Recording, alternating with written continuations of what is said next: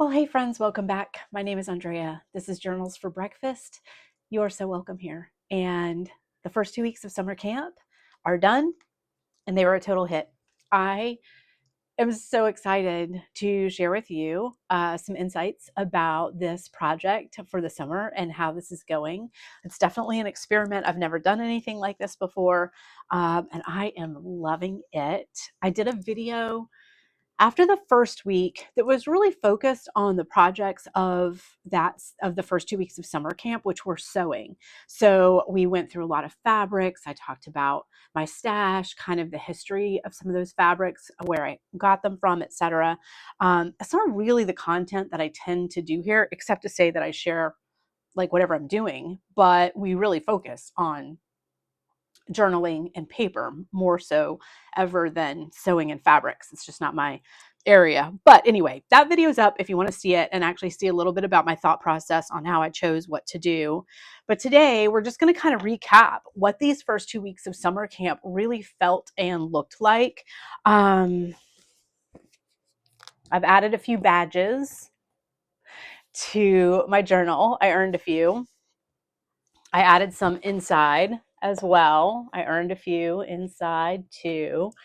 And I want to share with you some of my insights about this concept. And I'm really thrilled how it's going. I did not task myself. It was not overly ambitious. I did not stop my life to try to make this happen. And there were plenty of days in the last 2 weeks that I didn't sew anything. I mean, life just lifed me. It just did what it did. The very first day of summer camp, I had nonstop appointments. We left the house at 9:15 and we got home at 3, I think. That's just life, right? The point of this is that when I do have time, that I'm not wasting it scrolling on my phone and thinking about to-do lists or feeling worn out and giving myself grief that I'm not hitting the should list, the big projects that are always looming. Instead, when I have free time and I have the energy and I'm feeling good, I've got a very pinpoint focus on specific things that I want to do that are projects that always get pushed back, always get pushed back. They're never in the spotlight. They never get a starring role, and literally years can go by.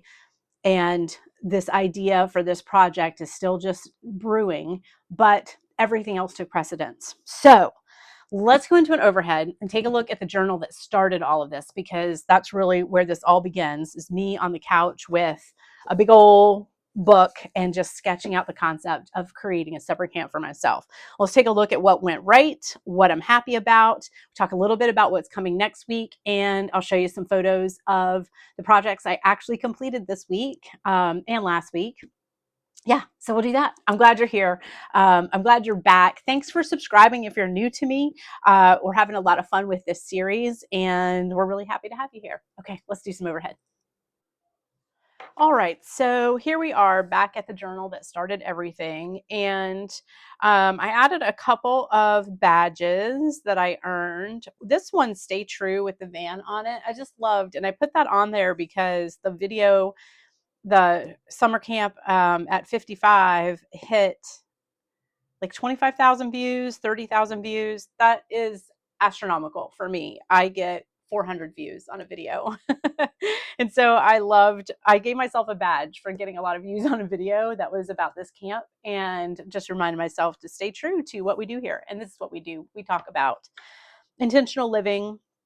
We talk about stepping out of burnout. We talk about getting away from habit loops in our mind that tear us down, getting away from coping mechanisms that maybe once were healthy and useful and are starting to become less so.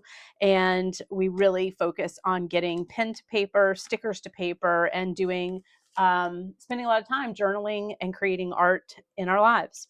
So the front page of my camp book, I got a couple new badges, and I'm probably gonna have to tape these down because they seem to want to pop a little bit. And I got a care package from my sweet friend Deck, that actually came on my birthday, which was the first week of summer camp, but it had these summer camp care package stickers all over it.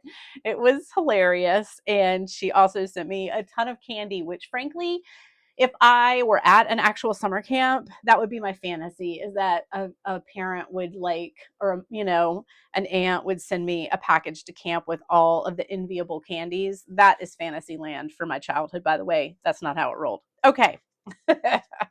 No go. This is the summer camp general information. We looked at this in our first video, so it's just kind of an overview of what we want to do. But back here, I have the actual months and week 1 sewing primer projects to focus on this week. And within this, I have put a photo of me in my completed hemmed dress. Let's see if that's grabbing. And I'll put a big shot of that on here too. I just took a picture of my sewing table, which is my dining room table, loaded up with all my stuff, and I started journaling.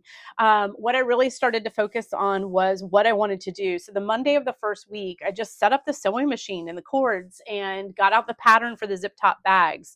I want to say that one of the reasons I think this has been so successful for me is that I allowed it to be 2 weeks of sewing, but I didn't force myself to sew every day, no matter what. This was not a taskmaster option in my life. This was about creating space for this craft that I often just shove back to the back of the line, Everything else comes first, in part because sewing requires setting up the dining room table. It requires getting out machinery and finding the fabrics and what did we do with our scissors. And there's a lot to think about. I can't just grab and go like I can with, say, a bag of knitting. So yeah, it gets pushed back. And the point of these 2 weeks was to bring it into the forefront, not to task me with sewing projects daily or panic about the clock or, yeah, set myself up for failure in that sense. It also wasn't about perfectionism. If anything, this was about the opposite. It was about letting me make wonky bags, letting me miss seams and having to rip things out, go back in and catch them again. The whole point of it is just the experience, not the end product. And so, yeah, I just got myself started with a little list of what I wanted to get done. On Tuesday, I said, assemble 4 pouches, meaning the fabrics and the linen, pull what you, or the lining, excuse me, pull what you want, maybe even cut them out, like the actual size to match up the zipper. Wednesday, sew some bags. Thursday, I had a field trip. I went to a sewing class offsite and took with me 2 store-bought dresses. That's what this was, that I wanted hemmed, but I was too scared to cut into them myself. So I wanted to do that in a sewing class setup. We got both hemmed, and I have worn both of them, and I am thrilled with them. That was a big project off my list. Saturday, I did not sew on that first Saturday. I took a field trip and bought a new to me vintage typewriter. That is going to show up in these next 2 weeks when we talk about paper jam, which is what I'm focusing on in the next 2 weeks. So we'll get there. Let's see. Week 1, hems. Wow. Zipper excellence. I got a oh, see, these are badges earned. Hems. Wow. I got a badge for getting those hems done. Zipper excellence. I learned a lot about zippers. I learned what I like. I learned what I don't like. And that was super helpful. I made a lot of wonky zippers, but I got there in the end. 3, bravery. Every camper needs to have a bravery badge. And I give myself credit for, you know what, putting this concept out there. The reality is that video, Summer Camp at 55, I really hesitated posting. I just wasn't sure if this was the craziest thing. I mean, it probably is the craziest thing ever. That's me. But did anybody else want to see this craziest thing ever? I almost didn't post that video. So bravery. I'm very happy that I did. It seems that a lot of you were inspired by that. And that is all that matters to me here. Let's see. I posted an update and it was kind of a sewing content video, as I said, which is not what I do. That is not my comfort zone. And I put it out there anyway. So got a little bravery badge for that. Let's see what happens the next week. Here's some fabric samples from the lining and the bags that I did.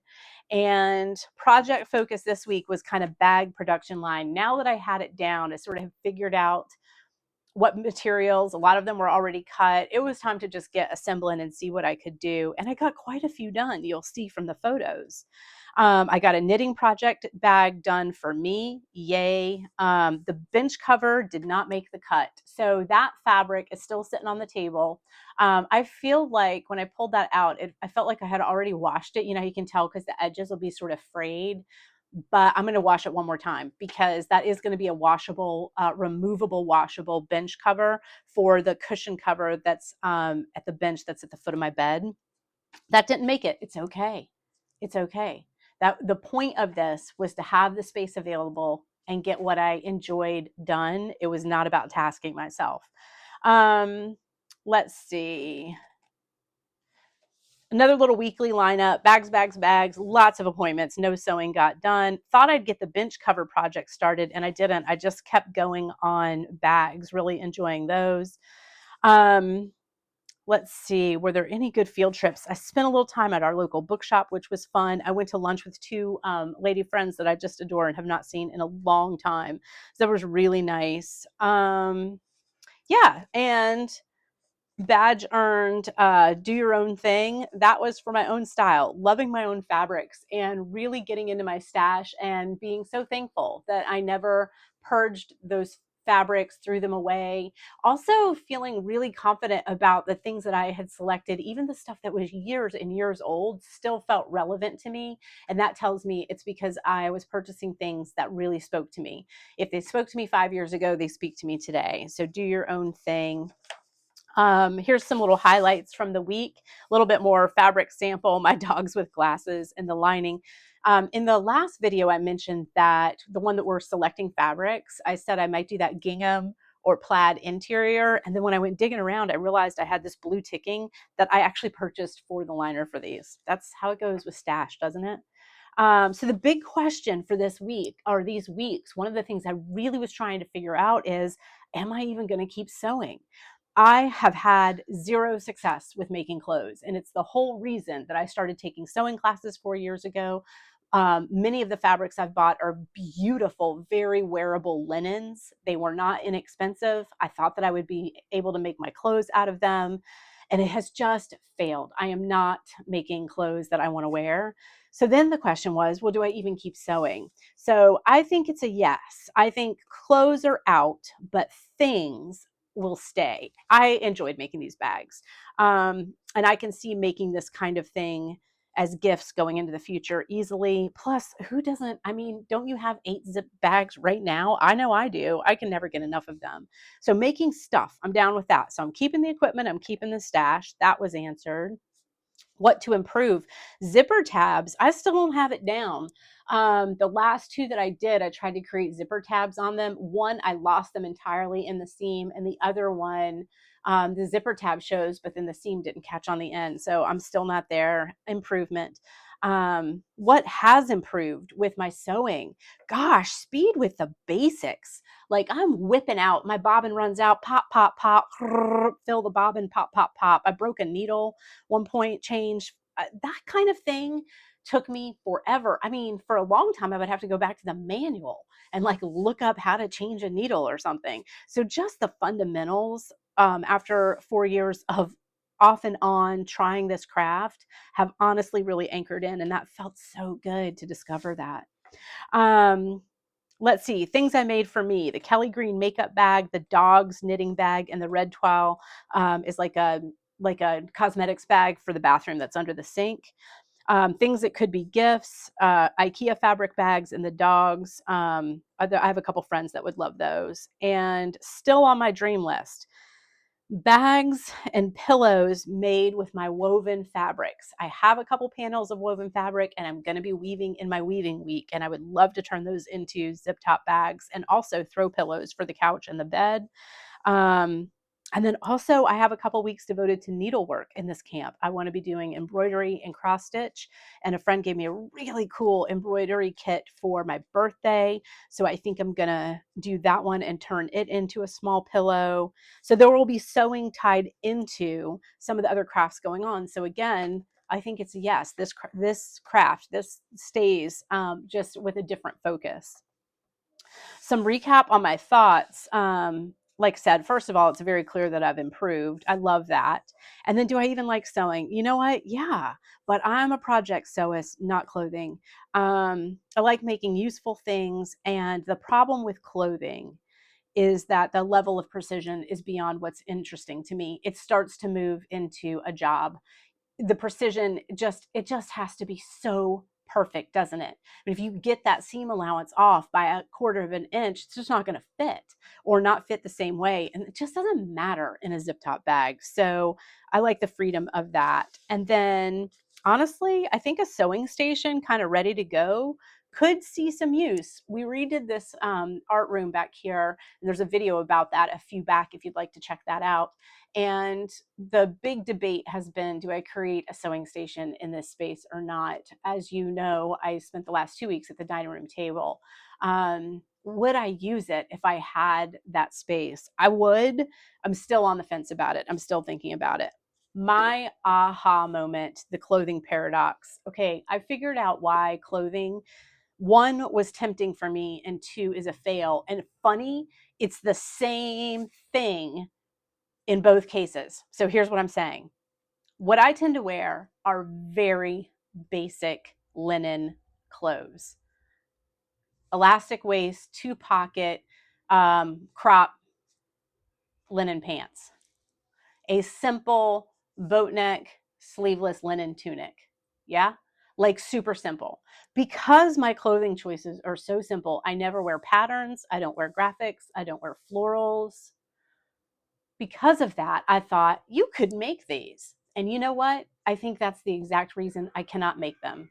You're talking about something that is so simplistic that the slightest flaw is just so obvious.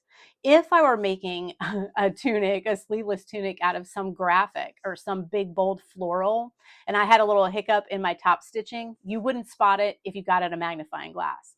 But when you're working with a light colored plain linen, if you have a little wiggle in your top stitching by your arm, it's the only thing that you can see. So the paradox, I finally figured that out. My clothes are actually too simple for me to pull off without being a total expert. And I'm not, I just don't have that level of precision. So the 2-week model of this camp, why this worked for me. So check this out. Here's one thing I want to say about it. It was a tight enough timeline that I felt compelled to start, meaning I only had 2 weeks. If I had said I was going to do this for a month, would I have even set up on that first Monday when I had all those appointments to run? Do you know what I mean? Oh, you've got a month. Why don't you set up Tuesday or Wednesday or Thursday or just next week? The timeline was tight enough, 2 weeks, that I needed to get set up on that first Monday. But also, it was short enough that it didn't allow me to get bored and abandon it. So let's assume I was going to be super disciplined, give myself a full month and get set up on that Monday. Was I going to sew every day for 30 days? I think I would have lost my mind with boredom. So that 2 weeks, and this is accidental. I had no idea that that would be so great, but it forced the priority projects. It allowed me to feel compelled to go ahead and get this set up, but I also was ready to pack it up when it was all done. At 2 weeks, I was good, said goodbye to a few projects that didn't make it. They'll come back out at a later date. Yeah, I hope that makes sense, because I think that 2 weeks was a magic number for me. And then the basic first 2 weeks in review is this. It was excellent. What worked was having a real theme and real focus, not maybe you'll knit, maybe you'll sew, maybe you'll paint. It was, you have carved these 2 weeks out on your calendar for sewing. Yes, you still have to clean your house. You still have to walk your dog. You still have to get your teeth cleaned because that's a 6-month booked appointment, right? All that stuff still happens. The point is that when there is free time, instead of hemming and hawing about what to do, instead of thinking about the projects I might do, here they are sitting on the table, ready for you to go, do them. And I loved that. It just really prioritized it. Zero pressure. Life is life. Do what you need to do. And I actually was far more busy in those first 2 weeks than I normally allow for myself. It was an unusual setup. It's very unusual for me. And I just let it flow. I didn't create any pressure for myself and just said, look, some days you're just not going to be able to enjoy your craft. I mean, that's just how it goes. Yeah. And then I've harped on about the 2-week model and why that works so well. some future projects. I want to get the bench cover done, but FYI, one of the reasons that it doesn't make the cut even towards the tail end of the week is because I still need a couple of supplies. I need fabric tacks and Velcro. So we will get those in. I got another dress and it's very similar to the other two, but it's gingham and it needs to be hemmed. Of course, I'm short. I have a lilac linen shirt that I cut out in a class and never got sewn together. I'm taking that to the sewing class that's at the end of June. And I'll try to piece that one together. I mean, if nothing else, it is kind of a big loose shirt. It'll be good to just wear around the house. Let's see. And then more gift bags for the gift closet. Christmas 2026. Guess what you're getting if you're a friend of mine. I am really excited about my little pile, my little stash of bags. My plan for those as gifts is to fill them with things that make sense for who it's going to. So stationery fun stuff or art fun stuff or cosmetics, just depending on who's getting the bag, I'll put different things in it for them. So that was sewing camp, blank page. I'm now ready to set up for the 2 weeks of paper jam, and let's do a face-to-face and we'll talk about that. So that's the little overview on that. Coming up for the next 2 weeks is paper jam. My OCD doesn't like the edge of that painting. Either get the whole painting in there or don't. And I have some very summer camp hair going on. If I look like I've had summer camp glow, that's Clinique bronzer. So, okay. Paper jam is what's coming up. And I already do a lot of paper related arts and crafts, intentional living, journaling, collage, art journaling. That is my thing. That's what this channel is. Journals for breakfast. It's how I start every day. I come back here and I spend half an hour just with paper in some format. And for those who have been with me for a long time, you've seen most of those journals, if not all of them, multiple times. The next 2 week paper jam, what I really want to focus on, while I'll continue my same morning paper routine, I signed up with Spirit of Nature. I think Carolyn is her name, and I linked her in our summer camp video. I'm going to link her again today. She creates journals out of old books, and she has free content on YouTube. And if you know some about kind of repurposing an old book, what she produces on YouTube for you to just watch, you probably will be able to do some pretty good stuff just with that. I went ahead and signed up for her online class on her website as well. So it's those same YouTube videos. They're just a little bit more in depth with some bonus stuff in there. So that's what I'm going to be focusing on. And I pre-watched some of the class videos even before we started the summer camp journey, just sort of imprinting, you know what I mean, getting my head set up for the idea about what we were going to do. And so I knew some of the supplies. One is I knew that I would need a couple old books that I didn't mind tearing up, because what's going to happen is we're going to go in and pull sections out and then build with paper new sections to put back in. So I picked this book from the junk store and it was $5. It was $5. The Story Hour, a book for the home and the kindergarten. And what I loved about it is that because it's storybooks, it's got some picture pages in it, illustrations, picture pages. Use your words, Andrea. But also the language in this seemed really fun to me. Like, she had once heard a lady say that there were too many cats in the world already, but she had no patience with people who made such wicked speeches. Her kittens had always been so beautiful that they sometimes sold for 50 cents a piece. So just like sweet little language like that. So I just felt like if you're going to pull some of these pages out, but leave some of them, or if you pull some of these pages out and then are going to tear some of them and use them for collage and whatnot, the fact that it was just such fun writing, that's what I'm trying to say. This felt like a great version to repurpose. I also love the size. I think technically in the world of journals, it's pretty close to a B6. And it's this red kind of leather cover that I don't really feel like I need to do anything to be honest. So I picked that one out, and I picked out another that even has its library check-ins in the back. I think one of these had a library card in it, I thought. Oh, that might be another one that's over there. Anyway, yeah, this one also had just some kind of cool chapter names, and I was really drawn to the orange cover. I do think I'll do some covering of this in various ways, but I'm gonna let some of that orange pop out of it too. So we're going to repurpose books into these just really cool journals that she does. And by cool, I mean the pages are architecture. You create kind of a binding on the back of your page and then bring up the sides and do these trifolds, and they pop back out. Some of them pop up. Some of them have pockets. She uses grommets and string.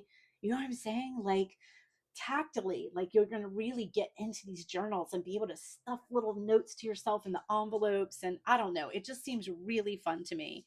I already had on my bookshelves this book, and it has these beautiful illustrations of birds. And following her instructions, I already pulled a few of the signatures out. You'll know more about that if you do a class. And I went ahead and tried to put in my own first starter pages, and they're terrible. The glue that I used fell right out. So I went to her supply list and ordered in the right glue. This is the one that I'm going to try to use to start with. The brand that she uses is from the UK, and there is a knockoff brand out there. It's a woman's name. I can't remember what it is. Adrian's, something like that. That's the glue that I used in this. And it literally threw the paper back at me, like spit it out. It was like, no, I'll never glue this paper for you. And it was called all purpose adhesive paper. Like it was supposed to be able to use on anything.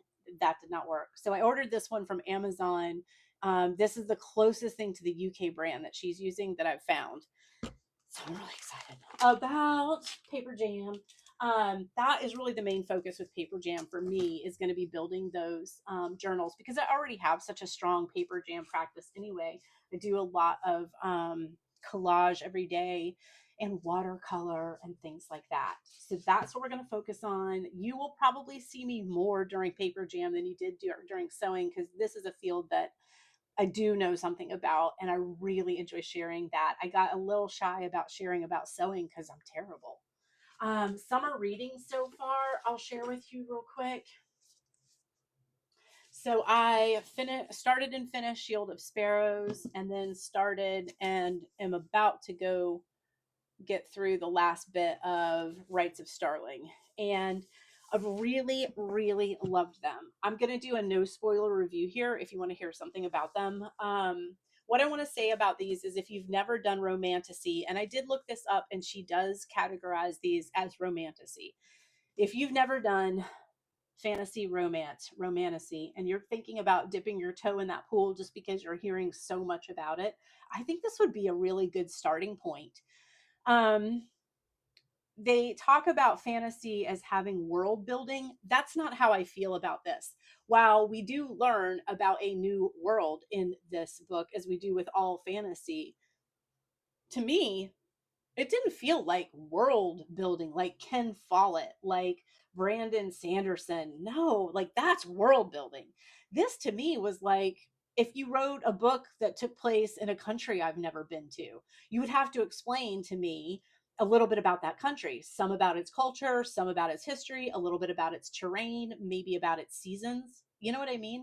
If you're writing a book about the depths of Australia, I would need some, context. I would need some info. That's what I feel like happens here. And I think that's because it's written so well. It's just super relatable, easy read. It didn't feel like world building to me. I loved the story, and I love what's happening in the second one. Um, you definitely will not be disappointed if you buy them both and just do what I did, which is start the first one and move the next day right into the start of the second one.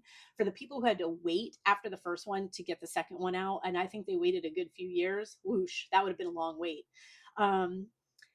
What I'll say about the spice content, and I don't know if I've ever really talked about spice content on this channel specifically, but I want to tell you that I'm kind of on the fence about spice in books. the first time I ever read spicy, in my mind, spicy, was when I read my first Sarah J. Maas, which was A Court of Thorns and Roses. And then, of course, the second book in that gets spicy. And I was like, whoa, that is spicy. Okay. But, I hadn't been reading anything other than mostly like historical fiction and biographies for a long time. And so getting into like fantasy, romantasy, romance, suddenly the spice factor was here. I felt like I had a pretty good grip on it and I understood it and wasn't afraid of it. And it's fine, it's not why I buy the books, I'll say that. And yeah, anyway, so there's that. And then there's a romance series by Lori Gilmore. Dream Harbor is her series, and I really love them, and they're definitely spicy, but they're also super fun and they're romance. Like, duh, that's how that's going to be. I really love them. I think they're a lot of fun.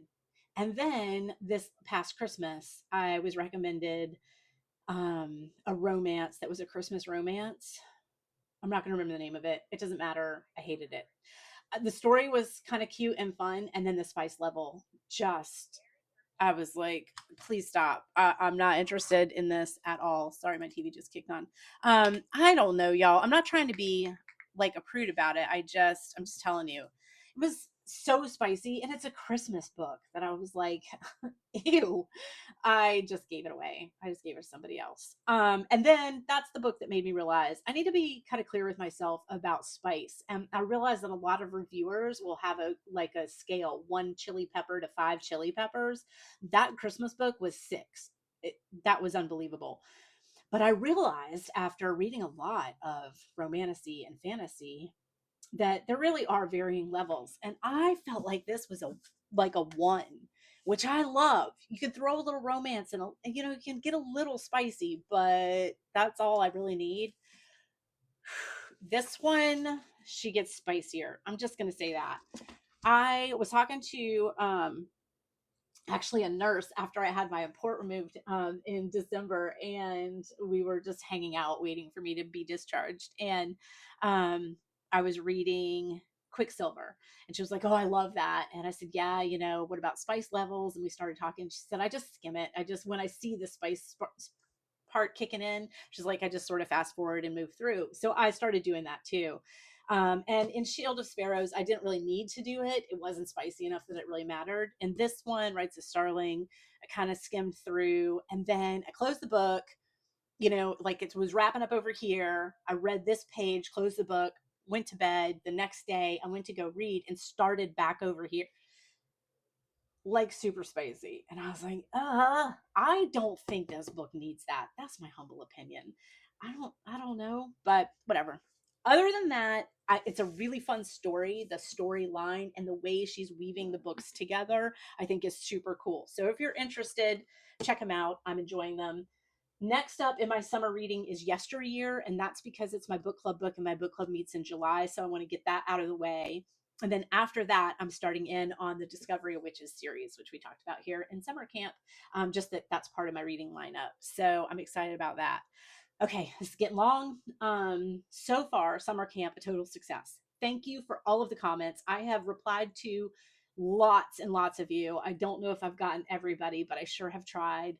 I hope that you're finding time this summer to just prioritize with the same gusto that you have prioritized your to-do list, your should list, your housekeeping list. Prioritize you with the same energy. What do you really want to be doing? Right? Do you need to set up a day a week or 2 days a month that you go to a matinee by yourself this summer? Do you remember how delightful a 1 o'clock dark, cold theater can feel in the blistering heat of July? So, yeah, it doesn't have to be a craft. The point is that it's taking the focus away from the to dos and the shoulds and the housekeeping. And side note, I still got my floors done. We still ate dinner every night. And I did a whirlwind like tidy up both Fridays. It didn't take half an hour. Everything was dusted, everything was wiped down, everything that needed to be put away was put away. I was like, what are you fretting about this dang housekeeping all the time for? It doesn't take that long. mind you, I have a small house, but anyway, we're all fine. The roof is not caved in, the trash has gone out, and yet I still got a lot of sewing done and had a really good time doing it. I'm so excited about paper jam. You can tell this is just such my thing, and I've been waiting patiently to get this going. So I will keep you guys posted on that. And thanks for being here. Keep the comments coming. I absolutely love it. That last video got so many views. I locked comments down to subscribers only. And I just do that to protect us all from commenters that are there really just to tear people down. I didn't get any. That didn't happen. I just felt like preemptively it was probably a pretty good idea, just because again we just got a lot of views on that particular video. So yeah, I'm super happy you're here. Check in, let me know how your summer's going, and I'll touch base with you when I get these books underway. Link below. Maybe you'll join me. All right, thanks guys, have a great week. Hey, okay, that was a fake exit because I just got back from a walk and remembered that I needed to share something with you guys about a little admin, especially for the people who've been with me for the last 2 years. I typically close out my videos. Often we'll do a journal prompt, which I am about to do because I don't want to finish a session without a journal prompt. But then I'll finish up with a little photo montage of my nature walks that week, and a little bit of music. Okay, the music that I have been using, I only use one track, and the music that I've been using is copyright accessible through the video app that I use to create these videos, but that copyright doesn't transfer to YouTube. So YouTube gives you an option to use their copyright accepted music, find a track, and replace the tracks in your videos. And I did that with all of my past videos. The problem is that there's no way to edit the length of that track. So for any video where I had music as an intro coming in and then it faded out, their music runs the length of their track. So let's say my intro was 30 seconds of music and me fiddling around back here, and then I went into talking. Their track is 3 minutes. So it's gonna run from the beginning to 2.5 minutes into my talking. That has definitely corrupted one file already that I found because one of you kindly pointed that out to me. And I'm ultimately just gonna have to delete that video. I don't have a hard drive backup of it to correct. If you spot that and let me know that, I will get those corrected. Meanwhile, the way I'm gonna finish these videos out now from this point forward is no music, and instead we'll just do a little photo montage with a journal prompt to get you set up for the week. Okay, so we're gonna do that next, and now this is a real goodbye. I hope you have a great week. So our little photo montage is of my sewing weeks, and I'm gonna share with you some words to release and then some words to embrace, and these might make good journal prompts for you this week as well. Words to release include should, attachment, distraction, approval seeking, comparison. Words to embrace: adventure, whimsy, awareness, fun, sharing, and clarity. I hope that those will be enjoyable for your journaling sessions this week, and I look forward to catching up with you as Paper Jam carries on. Have a beautiful week, my friends.